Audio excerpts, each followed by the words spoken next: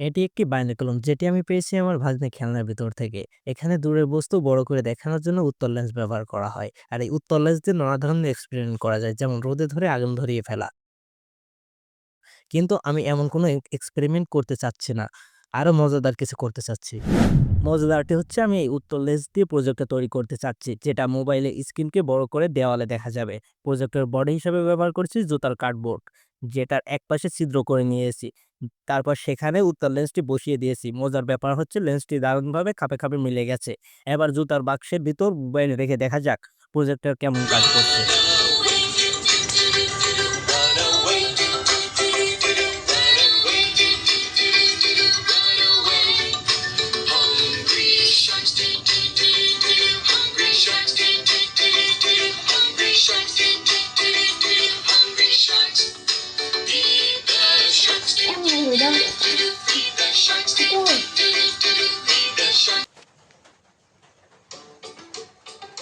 Light on করো, light on করো।